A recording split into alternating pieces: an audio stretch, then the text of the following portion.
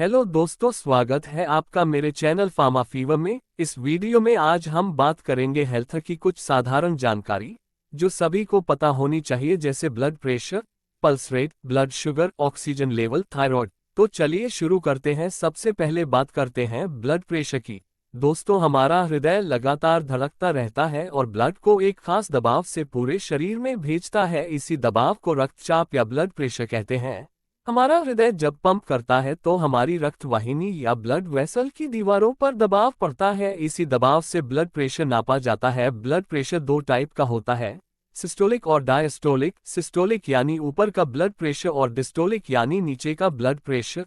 तो आइए अब इसकी रेंज के बारे में बात करते हैं। एक एडल्ट व्यक्ति में ब्लड प्रेशर की नॉर्मल रेंज ऊपर का 120 और नीचे का 80 होना चाहिए। अगर किसी का बीपी ऊपर का 130 और नीचे का 85 है तो इसको भी नॉर्मल ही माना जाता है। इसके बाद यदि किसी का बीपी ऊपर का 140 और नीचे का 90 हो तो इसको थोड़ा बड़ा हुआ माना जाता है। लेकिन ब्लड प्रेशर यदि 150/95 या इससे अधिक हो जाए तो इसको हाई बीपी समझा जाता है। ऐसी स्थिति में तुरंत डॉक्टर से कंसल्ट करना चाहिए। अब बात करते हैं ब्लड प्रेशर के लो कैटेगरी की। यदि किसी व्यक्ति का बीपी 120/80 या 110/75 है तो इसको नॉर्मल माना जाता है। यदि किसी का बीपी 100/70 या इससे कम रहता है तो ये बीपी लो है, इसके लिए उसे डॉक्टर से संपर्क करना चाहिए।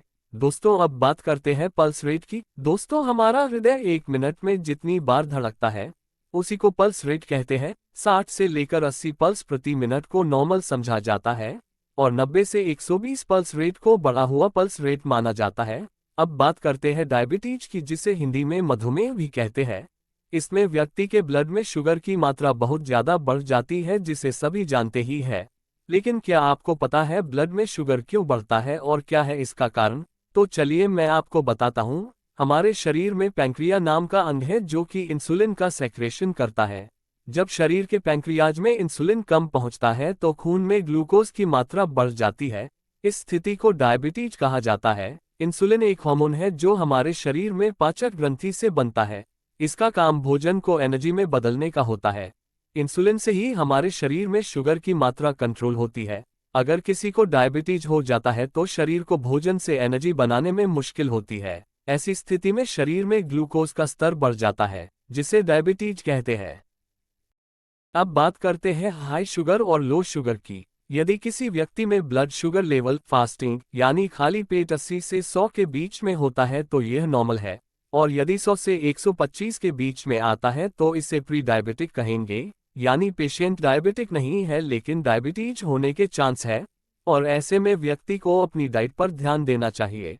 अब यदि किसी का फास्टिंग शुगर लेवल 125 से ज्यादा आता है तो उसे डायबिटिक पेशेंट कहेंगे। अब बात करते हैं खाना खाने के बाद के शुगर लेवल की, यानी पोस्ट प्रेंडियल शुगर लेवल की। यदि खाना खाने के बाद का शुगर लेवल 140 तक रहता है तो इसको नॉर्मल शुगर लेवल मानते हैं, और यही 140 से 200 के बीच में रहता है तो इसको प्री डायबिटिक कहेंगे। और यदि ये लेवल 200 से ज्यादा आए तो इसको हाई शुगर कहेंगे।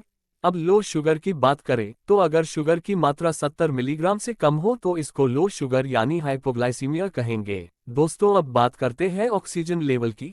हम जो ऑक्सीजन लेते हैं वह हमारे फेफड़ों में जाती है और वहां से हमारे रक्त में जाती है। फिर यह रक्त प्रवाह के माध्यम से शरीर की सभी कोशिकाओं तक जाती है।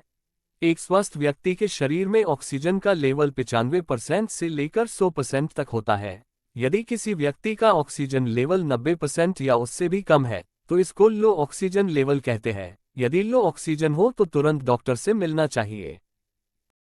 चलिए तो अब बात करते हैं थायराइड रोग की। थायराइड गले में पाए जाने वाली तितली के आकार की एक ग्रंथि होती है। ये सांस की नली के ऊपर होती है। इसी थायराइड ग्रंथि में गड़बड़ी आने से ही थायराइड से संबंधित रोग होते हैं। थायराइड ग्लैंड थायरोक्सिन नाम का हार्मोन बनाती है। ये हार्मोन हमारे शरीर के मेटाबॉलिज्म को बढ़ाता है और बॉडी में सेल्स को नियंत्रित करने का काम करता है। थायराइड रोग दो तरह के होते हैं, एक हाइपरथायरॉयडिज्म और दूसरा हाइपोथायरॉयडिज्म। जब थायराइड बहुत अधिक थायराइड हार्मोन बनाता है तो उसे हाइपरथायरॉयडिज्म कहा जाता है। जब थायराइड बहुत कम थायराइड हार्मोन बनाता है तो उसे हाइपोथायरॉयडिज्म कहा जाता है। अब बात करते हैं इसके नॉर्मल और हाई लेवल की। जब हम थायराइड का टेस्ट कराते हैं तो रिपोर्ट में 3 तरह के हार्मोन दर्शाए जाते हैं, जैसे T3, T4 और TSH, T3 का नॉर्मल लेवल 0.60 से 1.81 होता है, T4 का नॉर्मल लेवल 5.01 से 12.45 होता है, और TSH का नॉर्मल लेवल 0.35 से 5.50 तक होता है। दोस्तों, इसी तरह की नॉलेजेबल वीडियो देखने के लिए चैनल को सब्सक्राइब जरूर करें। धन्यवाद।